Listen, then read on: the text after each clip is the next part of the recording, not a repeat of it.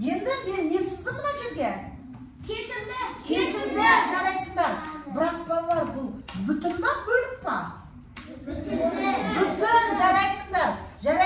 Бүтін болғандықтан мен оны қазір бұлай жасап қоям. Өйткені бұл не болды? Бүтін болды. Ал енді мен қазір бұлай жасаймын.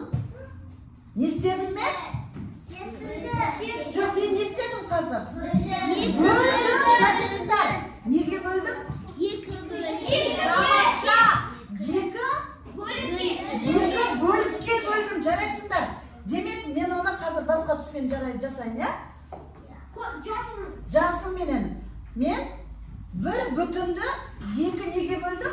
Екі бөлікке бөлдім. Ал енді менде сұрақ. Болды 100 балық. Ол бүтін ба, бөлік па? Бүтін, жарайсыңдар. Демек, қайсысы жасам мен 100-ді? Астындағысы қайсы еді ол? Қызылға. Түстен әртүрлі қойды ма балар? Демек, болды 100 балық, ол бізде бүтін екен, я? Бүтінді мен қай түске жазам демек? Қызылға. Демек, 100 балық. Енді сатылды 70 балық. Ол бүтін ба, бөлік па? Бөлік, жарайсыңдар. Демек, мен оны қайда жазамын? 70 балық. Болды 100 балық сатылды, 70 балық. Қалды белгісіз балық дейді. Менен бүтінді сұрап тұр ма, бөлікті сұрап тұр ма? Бөлікті сұрап тұр. Нешінші бөлікті сұрап тұр? Жоқ, нешінші бөлік ол? Екінші бөлік, мына бірінші бөлік, мына екінші бөлік. Бірінші бөлік белгілі, екінші бөлік белгісіз. Демек, менен екінші бөлікті сұрап тұр, я? Енді қалды белгісіз бөлік. Балалар, біз бөлікті табу үшін біз не істейтін едік? Азайтамыз. Неден азайтамыз?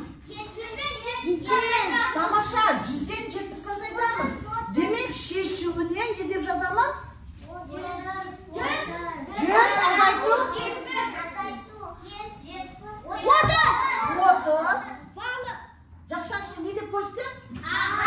Бал, тамаша, жарайсыздар. Яғни біз балықты қапқанымызды көрсетіп қойымыз керек.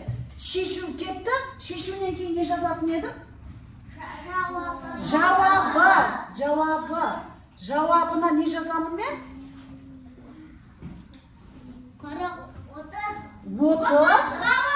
Жауабына 30 балық қалды деп жазсам да болады. Не болмаса 30 балық деп көрсетсек де болады.